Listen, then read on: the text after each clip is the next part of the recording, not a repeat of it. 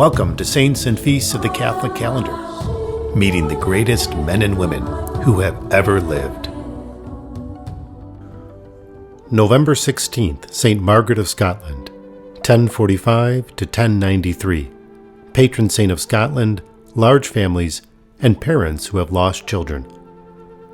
A foreign-born royal becomes queen and inspires by her refinement and devotion.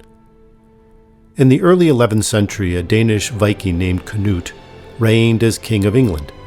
Canute exiled his potential rivals from an Anglo-Saxon royal family.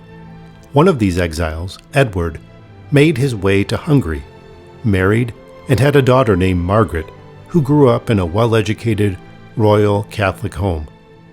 Margaret's father eventually returned to England at the request of the king, his uncle, St. Edward the Confessor, and he brought his family with him, including Margaret. But Edward died shortly after coming home, leaving Margaret fatherless. And then Edward the Confessor died without an heir. War broke out. In 1066, at the Battle of Hastings, the Anglo-Saxon English lost to the Norman French. Margaret and her siblings were displaced to Scotland, far away from French efforts to eradicate Anglo-Saxon royals who had claims to the English throne.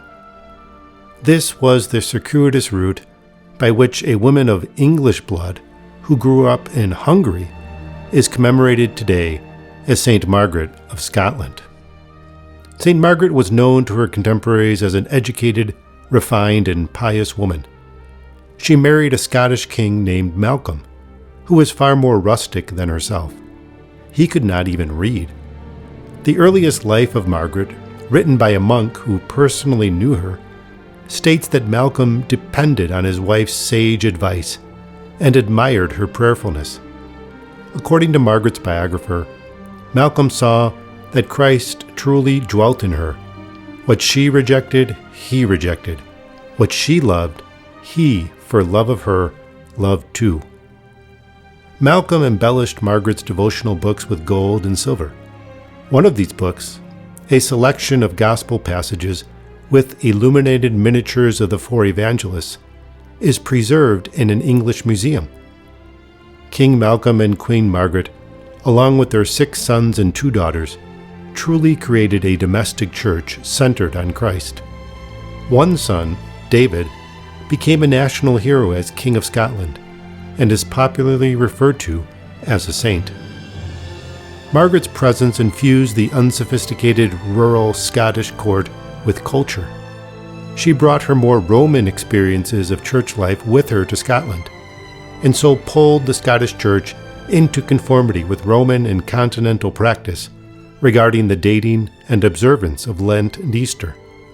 She encouraged the faithful to more fully observe Sunday by not working, and like so many medieval royals, she was also a prolific foundress of monasteries, including one she intended to be the burial place for Scottish kings and queens.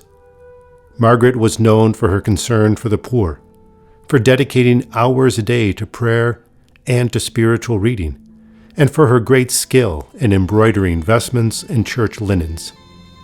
St. Margaret died not yet 50 years old, just a few days after she was informed that her husband and son were killed in battle. Margaret and Malcolm were buried together under the high altar of a monastery. Devotion to the Holy Queen began soon after her death, and she was canonized in 1250. St. Margaret of Scotland, you were the model of a virtuous queen who cared for both the spiritual and material welfare of your people. Inspire all leaders to give personal witness to holiness, so that through their leadership, they inspire their people to be more virtuous. Amen.